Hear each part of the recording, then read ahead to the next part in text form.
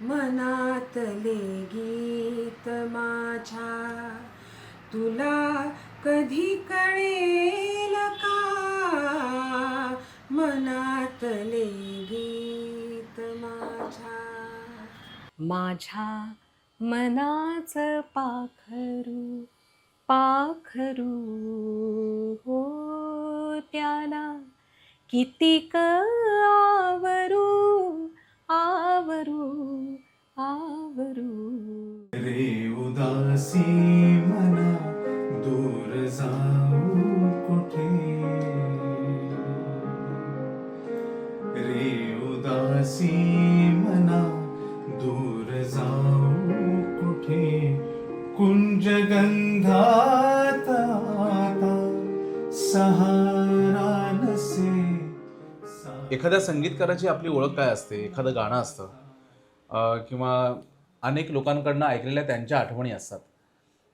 माझी आणि वर्तक काकांची ओळख म्हणाल तर वन्स मोर या शब्दांनी माझी आणि काकांची ओळख झाली. रंगशारदामध्ये साधारणपणे एक 6 वर्षापूर्वी एका कार्यक्रमासाठी मी गेलो होतो. मी गात होतो विठ्ठल आवडी प्रेमभाव हा अभंग मी गायला आणि त्या दिवशी तो छान जमला असेल कारण खूप प्रचंड टाळ्या आल्या आणि त्या टाळ्यांमधनं त्या टाळ्यांचा आवाज विरतो न विरतो तोच एक खूप जोरात वन्समोर आला आणि त्या आवाजावरनं कळत होतं की ही जी व्यक्ती ज्या व्यक्तीने हा वन्समोर दिलाय ना त्यांना खूप प्रयत्नपूर्वक हा आवाज काढावा लागलाय. कार्यक्रम झाल्यानंतर मी खाली आल्यानंतर माझ्यासमोर एक व्यक्ती आली आणि त्यांनी मला सांगितलं की मगाशी जो वन्समोर दिला तो मीच दिला. मी धन्यवाद काका एवढंच म्हटलं. मग ते म्हणाले की मी प्रदीप वर्तक, मी संगीतकार आहे. म्हटलं अरे वा, तुम्ही संगीतकार आहात. संगीतकार आहे असं कळल्यावर मी लगेच त्यांना वाकून नमस्कार केला आणि मग त्यांनी जे सांगितलं त्यांनी मला कळलं की तो नुसता संगीतकार नाही आहे तर तो किती मोठा संगीतकार आहे. आणि दर्यावरील तरली हुरीर हे गाणं माहिती नाही असा कोणताही मला असं वाटत नाही की त्याला मराठी संगीत माहिती आहे त्याला हे गाणं माहिती नाही. मी म्हटलं नक्कीच अर्थातच माहिती आहे, ते संगीत माझं आहे. आणि मला काय बोलू दोन मिनटं मला कळे ना की इतक्या मोठ्या गाण्याचा संगीतकार आपल्यासमोर उभा आहे आणि आपण त्याला ओळखलं नाही किंवा त्या व्यक्तीची आपली ओळख नाही. मग त्याने सांगितलं की प्रदीप विलास या नावाने आम्ही संगीत द्यायचो. म्हणजे मी प्रदीप वर्तक आणि विलास म्हणजे विलास जोगळेकर अर्थात विलास जोगळेकर काकांची सुद्धा माझी खूप छान ओळख होती अनेक वर्षांची. त्याच्यामुळे मला इतका आनंद झाला आणि मग त्यांनी सांगितलं की मी खूप वर्षांनी आता परत या संगीत क्षेत्रामध्ये मला यायचं आहे आणि माझी जी काही जुनी गाणी आहेत, माझ्याकडे ज्या काही कॉम्पोजिशन्स आहेत त्या मला परत रेकॉर्ड करायच्या आहेत. मला खूप आनंद झाला. मी अर्चनाला सांगितलं की अर्चना एका खूप मोठ्या संगीतकाराशी आज माझी ओळख झाली आहे आणि त्यांना त्यांची काही गाणी परत नव्याने करायची इच्छा आहे किंवा काही कंपोजिशन्स आहेत ती त्यांना रेकॉर्ड करायचे. तर आपल्याला कदाचित खूप छान काम तरी करायला मिळेल, नाहीतर मग आपल्याला खूप छान गाणी गायला तरी मिळतील. गायला नाही मिळाली तरी एका मोठ्या संगीतकाराचा आपल्याला सहवास मिळेल हे नक्की. आणि तिथपासून जो आमचा प्रवास सुरू झाला. प्रदीप विषयी असं काही बोलावं लागेल असं मला कधी वाटलं नव्हतं. त्याच्याने माझी कॉलेजच्या पहिल्या दिवसापासूनची ओळख आहे. आम्ही दोघं एकाच डिव्हिजनमध्ये होतो. तो वर्तक आणि मी वेगळं.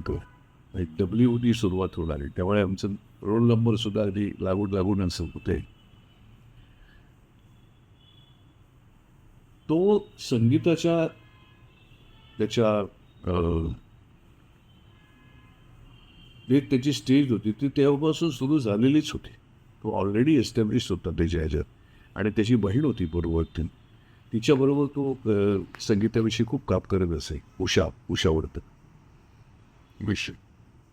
त्यामुळे तो संगीतामध्ये आधी ऑलरेडी आलेला होता. माझं नाटकाचं काहीच झालं नव्हतं तर माझं इंटर कॉमर्सला असताना मी रंगभूमीवरती कॉलेजच्या रंगभूमीवरती आलो.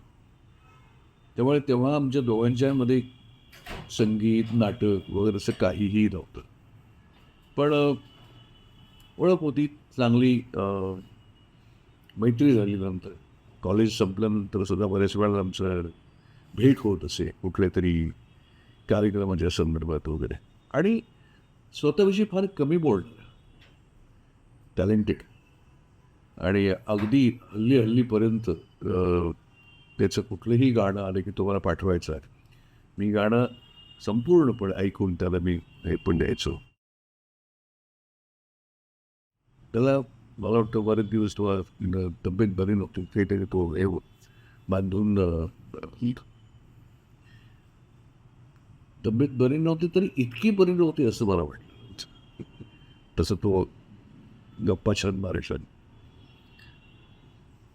वाईट वाटलं.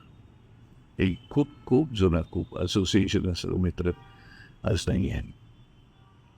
Very sorry for. खरं तर काकांची आणि माझी ओळख ही कॉलेजपासनं, मी कॉलेजमध्ये असतानापासूनची आहे. काकांनी एका संगीत स्पर्धेत भाग घेतला होता नव्या चालींच्या. तेव्हा त्यांनी मला गायला बोलवलं होतं आणि माझा वेगळा कार्यक्रम होता, त्यामुळे मी गाऊ शकले नाही. माझ्या मैत्रिणीला पाठवलं गायला आणि अनेक वर्षांनंतर त्यांना त्यांच्या गाण्यांना पुन्हा रिवाईव्ह करायचं होतं. तेव्हा त्यांनी मंदारशी संपर्क साधला आणि आम्ही एकत्र काम करत असल्यामुळे असा प्रोजेक्ट आहे असं मंदारनी मला सांगितलं आणि आम्ही मीटिंगसाठी त्यांच्याकडे गेलो. तर त्यांनी मला ही आठवण करून दिली की मी ओळखतो अर्चना तुला, अनेक वर्षांपूर्वी तू माझं गाणं म्हणायला नाही म्हटलंस. तर मला ते काही आठवतच नव्हतं की काय हे म्हणतायत, रेफरन्स नंतर आठवलं मला आणि त्यावर ते अगदी रुसून बसले होते की तू मला तेव्हा नाही म्हणालीस. तर अशी एक आठवण घेऊन आमचं पुन्हा एकदा आम्ही एकत्र आलो एका कामासाठी, त्यांची गाणी रिवाईव्ह करण्याच्या निमित्ताने. पण खूपच कमी कालावधी जरी आम्हाला मिळाला असला, म्हणजे एक 5-6 वर्षांमध्ये आम्ही कामं केलेली आहेत, पण त्या काळातसुद्धा काकांचा एवढा चांगला सहवास आम्हाला मिळाला. आणि मला ते नेहमी म्हणायचे की अर्चना, माझी सगळी लाडकी गाणी मी तुला म्हणायला दिलेली आहेत. फुलली कलिका हे माझ्या आईच्या आवडीचं गाणं आहे, रे नाविका हे माझं स्वतःचं पर्सनल फेवरेट गाणं आहे. असं भाग्य खूप कमी गायकांना असेल की त्यांच्या आवडीची गाणी आपल्याला म्हणायला मिळणं. ही गोष्ट खूप टचिंग आहे माझ्यासाठी की त्यांचं एवढं प्रेम होतं, एवढा विश्वास होता. आणि तेच ते गाणं जे त्या कॉम्पिटिशनमध्ये त्यांना सादर करायचं, तेच रे नाविका हे गाणं माझ्याच नशिबात होतं. पुढे अनेक वर्षांनंतर ते गाणं त्यांनी रिवाईव्ह केलं आणि माझ्या आवाजातच त्यांनी ते रेकॉर्ड केलं. रे नाविका गेला किनारा दूर दूर, रे नाविका गेला किनारा दूर दूर, धीर विरला भरतीचा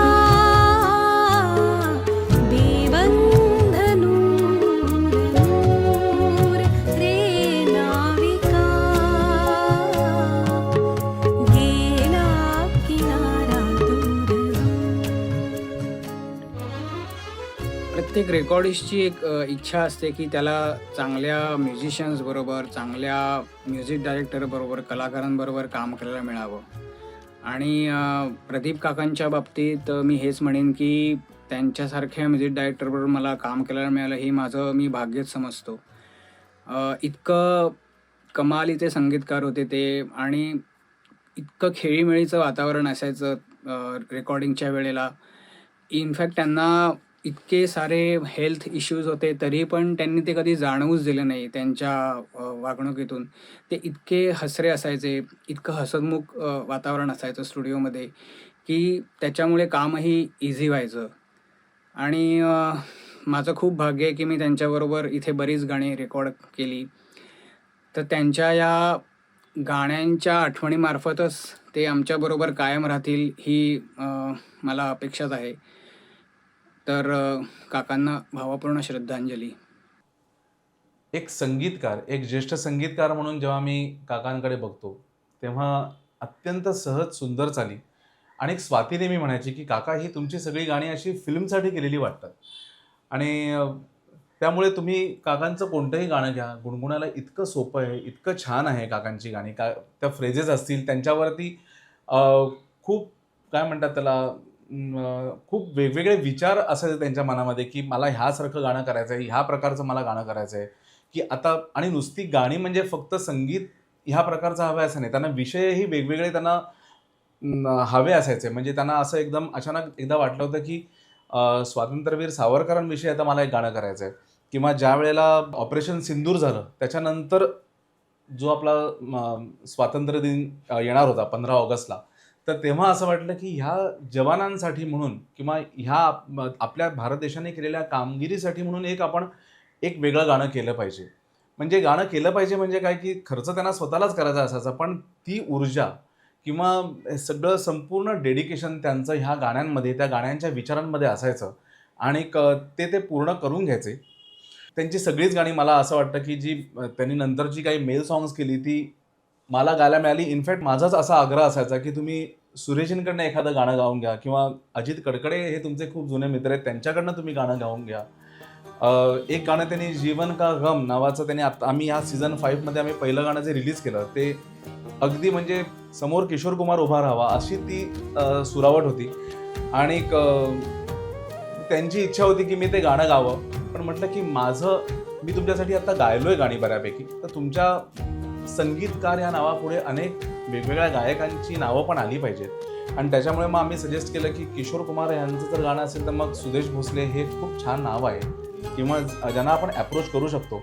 त्यामुळे जीवन का गम यारो हे गाणं तुम्ही नक्की काकांच्या यूट्यूब चॅनलवरनं ऐका. अतिशय सुंदर गाणं, काकांनी एक फिलॉसॉफिकल गाणं आहे ते.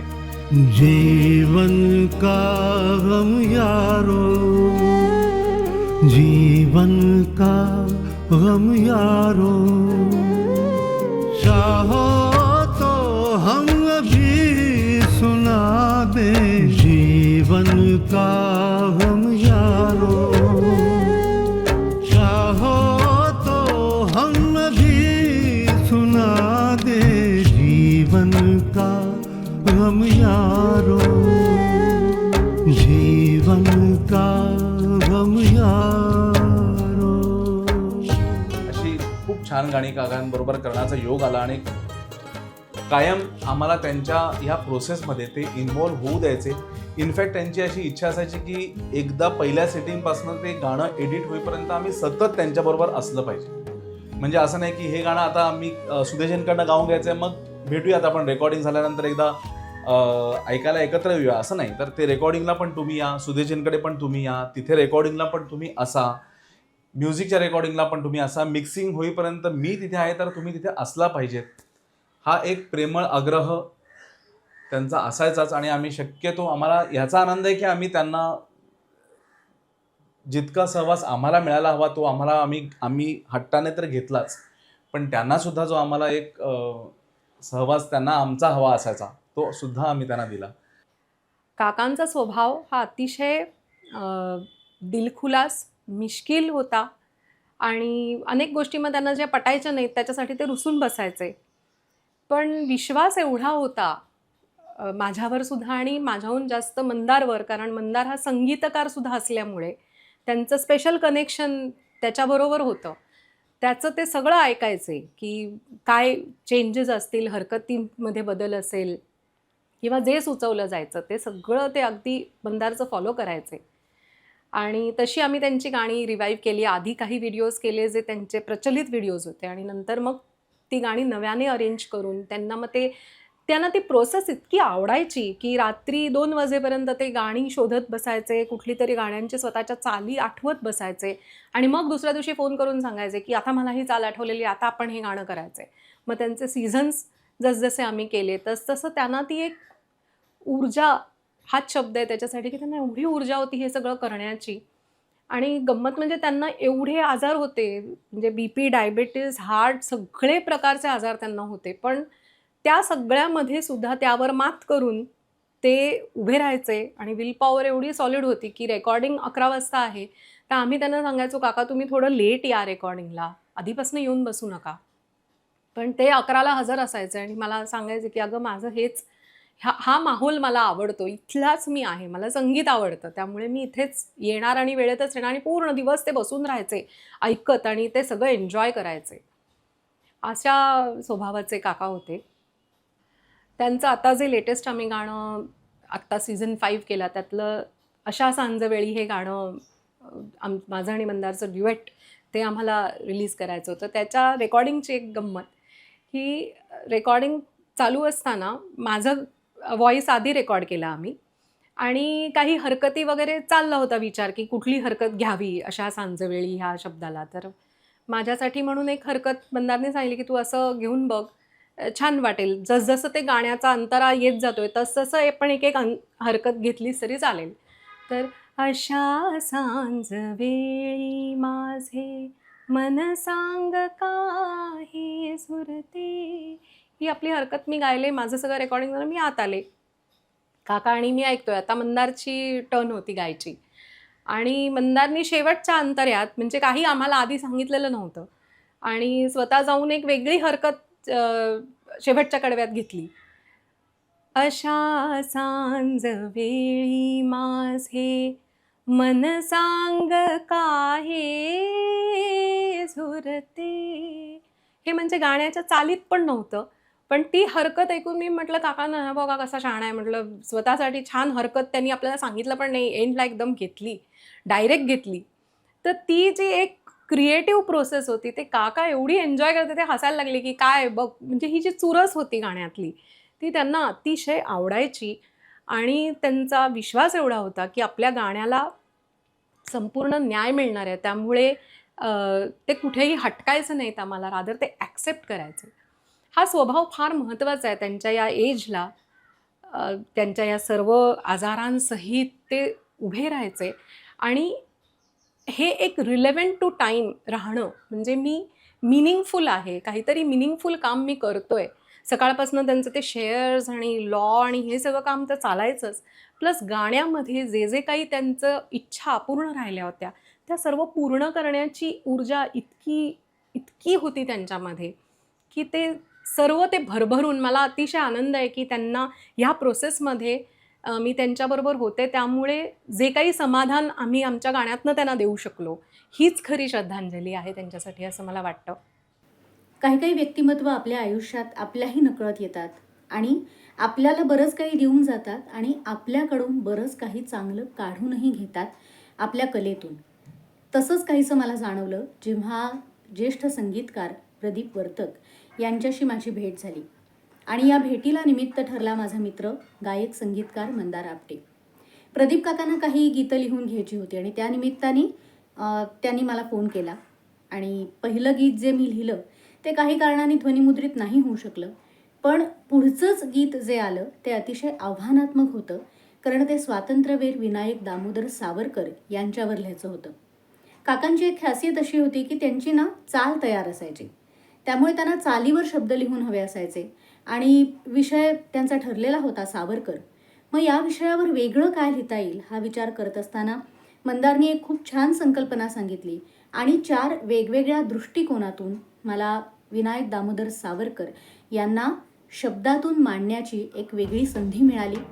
त्या संधीला मी न्याय देऊ शकले ही त्यांचीच कृपा म्हणायला हवी आणि प्रदीप काकांनी सुद्धा अतिशय प्रेमाने ते शब्द आपलेसे केले आणि एक सुंदर गीत जन्माला आलं. विश्वात उमटला सूर नवा अभिमानी.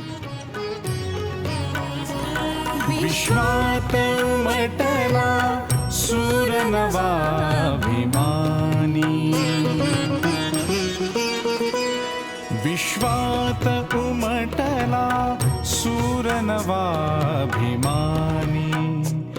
भेदून तमाचा गाभा दुमदुमला कानोकानी. विश्वात उमटला सूर नवा अभिमानी.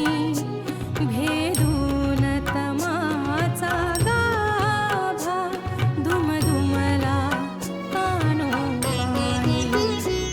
विश्वात उमटला काकांनी भरभरून कौतुक केलं आणि त्यानंतर थोडेच दिवसात आणखी एक गाणं मला सांगितलं की याचा अनुवाद करून हवा आहे. मराठीत ते गाणं तयार होतं आणि त्यांना त्याचं हिंदीमध्ये भाषांतर करून हवं होतं, अनुवाद करून हवा होता. ते गाणंसुद्धा लिहून तयार झालं आणि ते खरं तर आता ध्वनिमुद्रित होणारच होतं काही दिवसात, पण तत्पूर्वीच काका आपल्याला सोडून गेले. पण आणखी एक गाणं त्यांनी माझ्याकडनं लिहून घेतलं. ते म्हणजे ऑपरेशन सिंदूरनंतर आपल्या भारत देशासाठीचं. आपला नवा भारत कसा आहे ही संकल्पना मला त्यातून मांडता आली आणि अतिशय आनंद मिळाला, समाधान मिळालं. असं उत्तम काम ज्या एका मोठ्या संगीतकारांनी माझ्याकडून करून घेतलं त्यांना माझी भावपूर्ण आदरांजली. आदर्श विरासत है इस नव भारत की, ये वतन कह रहा देख कहानी खुद की. आदर्श विरासत है इस नव भारत की, ये वतन कह रहा देख कहानी खुद की. आदर्श विरासत है. मराठी संगीताच्या सुवर्ण काळाबद्दल रसिक श्रोत्यांकडून भरभरून ऐकल्यानंतर तो काळ निर्माण करणाऱ्या गुरुजनांना आपल्याला भेटता यावं, त्यांचं मार्गदर्शन मिळावं, त्यांच्यासोबत काम करता यावं ही इच्छा खूप वर्ष मनात होती. माझ्या सुदैवाने असे अनेक गुरुजन मला लाभले. त्यापैकी एक म्हणजे ज्येष्ठ संगीतकार स्वर्गीय प्रदीप वर्तक. वर्तक काकांबरोबर काम करत असताना माझ्या अरेंजमेंटचं कौतुक करण्यासाठी त्यांनी पाठीवरून फिरवलेला हात हा कायम माझ्या स्मरणात राहणार आहे. व्हायलिन्सची अरेंजमेंट, सतारची अरेंजमेंट झाल्यानंतर वर्तक काकांकडून मिळालेली शाबासकी ही कायम माझ्यासाठी प्रेरणेचा स्रोत राहणार आहे. आज वर्तक काका जरी आपल्यात नसले तरी त्यांची गाणी आपल्यात आहेत आणि ती गाणी अनेक श्रोत्यांना आनंद देवोत, समाधान देवोत ही सदिच्छा व्यक्त करून मी वर्तक काकांना श्रद्धांजली अर्पण करतो. आधी आम्हाला असं वाटलं की काकांची आठवण किंवा काकांची ओळख परत एकदा सर्वांना आपण करून द्यावी. त्यामुळे त्यांच्याकडे जी गाणी रेडी होती, चांगल्या फॉर्ममध्ये होती, त्या गाण्यांचा आम्ही एक लिरिकल व्हिडिओ करून आम्ही एक फर्स्ट सीझन आम्ही लोकांसमोर आणला. त्याच्यामध्ये शरद जांभेकरांनी, अजित गडकरे यांनी किंवा पद्मजाताईंनी गायलेली गाणी आणि मग त्याच्यामध्ये एक गाणं नवीन माझं आणि एक अर्चनाचं फुलली कलिका हे एक नवीन गाणं त्यांनी इंट्रोड्यूस केलं. फुलली ही कलिका भ्रमरा अंगांगातून शृंगाराची थरथरली मदिरा. फुलली ही कलिका भ्रमरा. कोणत्याही वादकाला असं वाटत असतं की आपण एका उत्तम संगीतकाराबरोबर नेहमी काम करत राहावं आणि अशी संधी मला माझ्या नशिबामुळे मिळाली की प्रदीप वर्तक या 75 वर्षाच्या अतिशय तरुण आणि जिंदादिल व्यक्तिमत्वाच्या संगीतकाराबरोबर मला काम करायला मिळालं. गेली 2 ते 3 वर्ष मी त्यांच्याबरोबर भरपूर गाणी वाजवायला मिळाली मला त्यांची आणि याचा मला अतिशय आनंद आहे. कारण श्रीनिवास खळे, सुधीर फडके, हृदयनाथ मंगेशकर ह्यांच्याच दर्जाचं काम करणारे संगीतकार आपले प्रदीप वर्तक काका आणि त्यांची एवढी गाणी मला वाजवायला मिळाल्यामुळे मी स्वतःला खूप नशीबवान समजतो. त्यांची मिळालेली शाबासकी, त्यांचे मिळालेले आशीर्वाद हे कायम आमच्या पाठीशी आहेत. प्रदीप वर्तक काका आत्ताच आपल्याला नुकते सोडून गेले, त्यामुळे हा व्हिडिओ करतो आहे. त्यांच्या आत्म्याला शांती मिळो आणि ते त्यांच्या गाण्यातून आणि त्यांच्या आशीर्वादातून आपल्या स्मरणात कायम राहोत हीच ईश्वरचरणी इच्छा. धन्यवाद. मला अजून एक सगळ्यात मला आवडणारी गोष्ट म्हणजे प्रत्येक व्यक्तीचं हस्ताक्षर ही असतं. अत्यंत सुंदर हस्ताक्षरामध्ये काकांनी गाणी लिहिलेली असतात. तुम्ही जर त्यांचे पहिल्यापासून त्यांची गाणी बघाल तर आम्ही मुद्दामून त्यांच्या ओरिजिनल त्यांनी जे स्वतः लिहिलेली गाणी आहेत त्या गाण्यांचा फोटो आम्ही मुद्दामून काढून तिथे ठेवला आहे की काका इतकं सुंदर तुमचं हस्ताक्षर असताना आम्ही ती टाईप करायची लेटर्स आणि कुठला तरी एक फॉन्ट आम्ही घेऊन ते गाणं लोकांपर्यंत, ती कविता लोकांपर्यंत आणायची. तर हे अक्षर असू देत, कारण त्याच्यामध्ये कवीचं नाव, संगीतकाराचं नाव, गायकांचं नाव, ते गाणं कधी रेकॉर्ड झालं आहे, ते गाणं आकाशवाणीसाठी केलं असेल, दूरदर्शनसाठी केलं असेल, कशासाठी केलं आहे, कोणत्या माध्यमासाठी केलं आहे, या सगळ्याचे उल्लेख तिथे खाली अतिशय व्यवस्थित लिहिलेले असायचे. आणि असा एक बहुगुणी संगीतकार, एक अत्यंत गोड व्यक्ती. मनातले गीत माझ्या तुला कधी कळेल का? मनातले गीत माझ्या तुला कधी कळेल का? मनातली प्रीत माझ्या, मनातली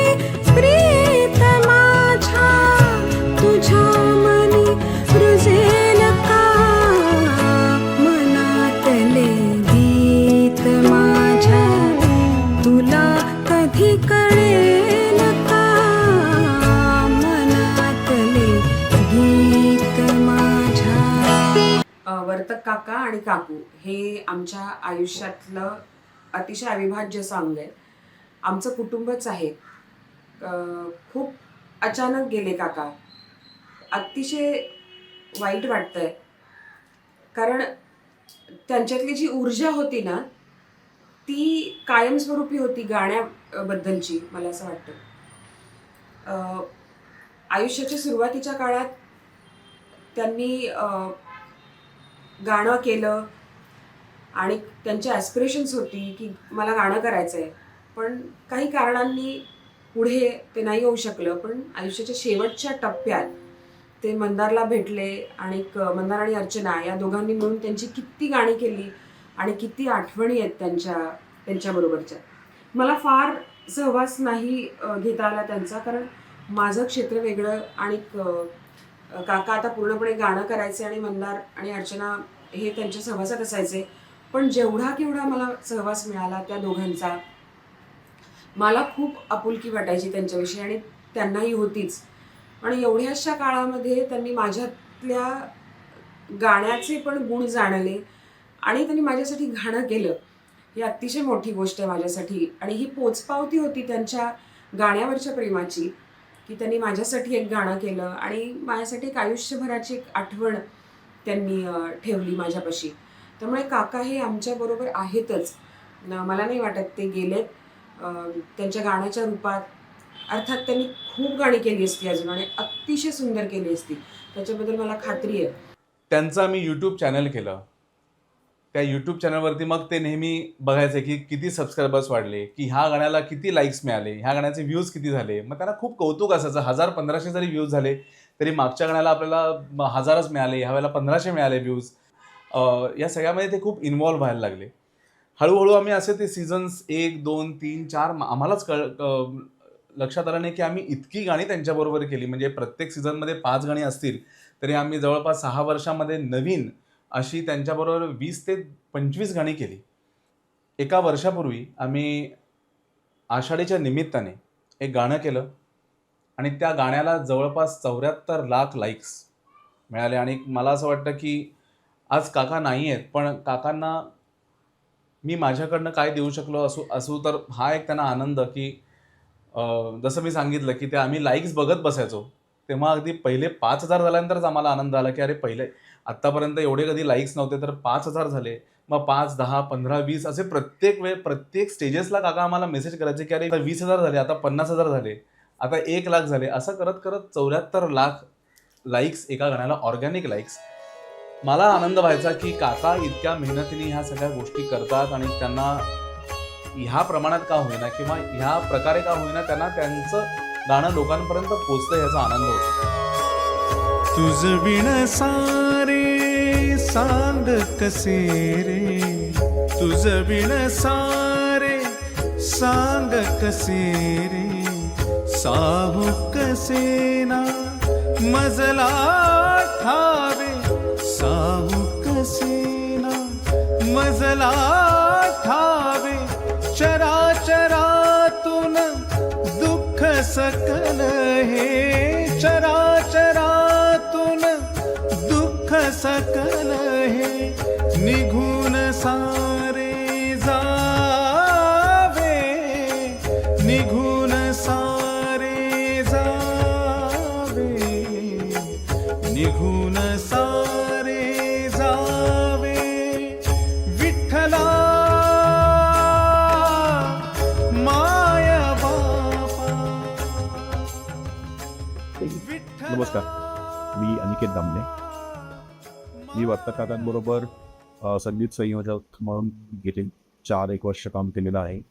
4 वर्षापूर्वी पहिलं त्यांचं मी जे गाणं केलं रे उदासी म्हणा, तर त्या गाण्याच्या निमित्ताने त्यांच्याशी भेट झाली. मंदार आपटे त्यांनीच त्यांच्याकडे माझं नाव सुचवलं होतं की आपण अनिकेतकडं गाणं करून घेऊया.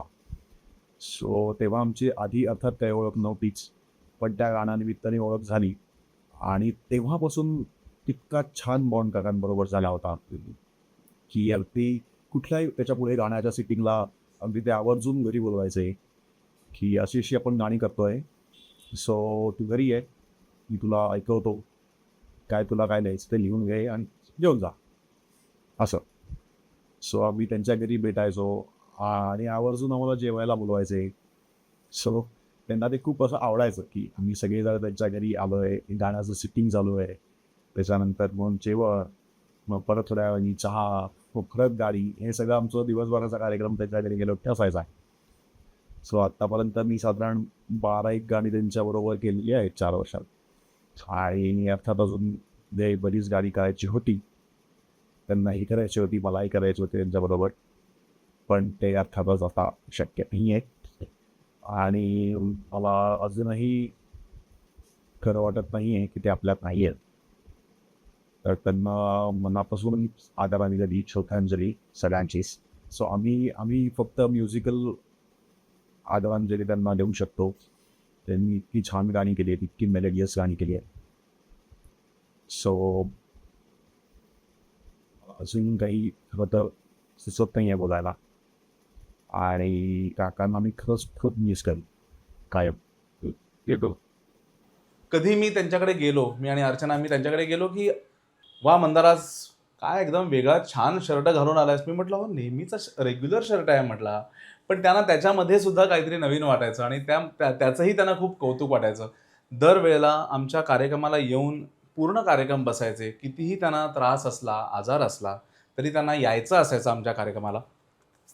स्टुडिओमध्ये पूर्ण वेळ बसणं असेल किंवा मनापासून दाद देणं असेल, या सगळ्या गोष्टी आम्ही खूप जवळनं अनुभवल्या काकांच्या. दूरदर्शनला सह्याद्रीवरती एका कार्यक्रमामध्ये त्यांचा इंटरव्ह्यू आम्हाला प्लॅन करता आला त्यांच्याबरोबर. कॅलिडोस्कोप नावाचं एक जे कोरोना काळामध्ये एक शिल्पा पटवर्धन आणि एक दीपाली चक्रदेव यांचा तो चॅनल होता. त्यात शिल्पा पटवर्धन यांनी त्यांची घेतलेली छोटीशी मुलाखत, ह्या अशा आम्ही काही काही गोष्टी की ज्यायोगे त्यांचं आत्तापर्यंतचं सांगीतिक आयुष्य असेल ते कसं लोकांपुढे येईल, कशी त्यांची लोकांना ओळख निर्माण होईल, ह्याच्यासाठी मी आणि अर्चनाने आम्ही प्रयत्न केला. ह्याचा खूप समाधान आहे बेसिकली आम्हाला की आम्ही त्यांच्यासाठी काही ना काहीतरी करू शकलो. ही खूप आनंद देणारी गोष्ट आहे. कालपासुनिया कस सखी होत कसनुस अंगी झेलित पाऊस वाटेवनी फिरावस येड्या खुळ्या हृदयाचा तोल किती ग सावरू सावरू माझ्या मनाचं पाखरू पाखरू हो त्याला कितीक आवरू आवरू आवरू माझ्या मनाचं पाखरू. आणि त्यांची जी त्यांना आवाजाला त्रास झाला होता ते सारखं सांगायचे की अर्चना आवाजाची काळजी घे, पर्टिक्युलर पट्टीमध्ये रियाज करू नकोस, तू खालच्या पट्टीत रियाज कर, मग वरच्या पट्टीत गा. जे काही त्यांना म्हणून इन्स्ट्रक्शन सांगता यायचे ते मला अगदी आवर्जून सांगायचे. अतिशय प्रेम होतं माझ्या गाण्यावर. आणि प्रोग्राम्सनाही आमच्या यायचे नेहमी आणि प्रोत्साहन द्यायचे. छान झालं आहे, नेहमी एक मेसेज असायचा त्यांचा लांबलचक की कौतुक आहे तुमचं. आणि लाईट म्युझिकमध्ये काही अडलं असेल तर ते मंदारला किंवा मला फोन करायचे आणि नेहमी म्हणायचे की मला आता क्लासिकल गाणं एक सुचलं आहे, तर त्याच्या आधीचा आलाप आणि त्या रागाविषयी मला स्वातीशी बोलायचं आहे, तिच्याशी चर्चा करून मी हे सगळं ठरवणार आहे आणि ते गाणं मी फॉर्म करणार आहे. कुठे अगदी USलाही स्वतःच्या लेकाकडे गेले तरी तिथून आल्यानंतर पहिला फोन करून तुम्ही कधी येताय, मग मी तुमच्यासाठी ही गाणी केलेली आहेत आणि ही ऐकवायची आहेत आणि कसं आपण पुढे जायचं आहे. म्हणजे हे जे वाईट ह्याचंच वाटतं आहे की ही ऊर्जा असलेले आणि अजून भरपूर काम करायच्या स्टेजमध्ये असताना ते अचानक गेले. ह्या गोष्टींनी खरंच धक्का बसला आहे. पण मी हीच प्रार्थना करेन की पुनर्जन्म ही जर काही असेल कॉन्सेप्ट, तर काका तुम्हाला तुमचा पुढचा जन्मसुद्धा सांगीतिक मिळावा आणि तुमची सगळी जी अपूर्ण राहिलेली स्वप्न आहेत ती तुमच्या पुढच्या जन्मात तुम्ही पूर्ण करा. हीच माझी प्रार्थना आहे. वर्तक काका गेले हा फोन मला मंदारकारांनी केला आणि असं झालं की ज्या ज्या वेळेला मला मंदार काका अर्चनाताईचा फोन यायचा की आपल्याला एक नवीन गाणं करायचं आहे आणि मी त्याला विचारायचो कोणाचं गाणं आहे, तेव्हा तो सांगायचा की प्रदीप वर्तक काकांचं गाणं आहे. असं एक छान वाटायचं की मी मंदारदा अर्चनाताईची जी जी गाणी करतो त्याच्यामध्ये मंदारदा सोडून एका वेगळ्या संगीतकार कोणाचं जर का मला गाणं आवडतं तर नक्कीच मी प्रदीप वर्तकांचं नाव घेईन. आणि त्यांची गाण्यांचे मी ऑलमोस्ट 5 सीझन केले. त्यातली काही काही गाणी मला एडिट करायला मिळाली. आणि माझं त्यांचं आवडतं गाणं मगाशी मंदारदांनी उल्लेख केला सावरकरांचं गाणं.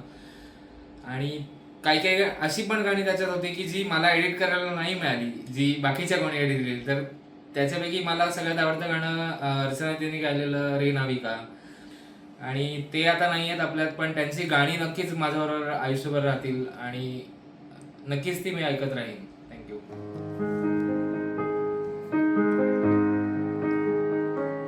रे उदासी मना, रे उदासी मना, दूर जाऊ कुठे.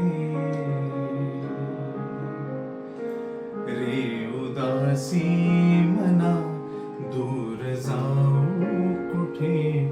कुंज गंधात आता सहारा नसे, साहिला मी फुलांचा दुरावा आता. हक्क माझा न काट्यावरी असे, रे उदासी मना. रे उदासी मना, दूर जाऊ कुठे. कुंज गंधा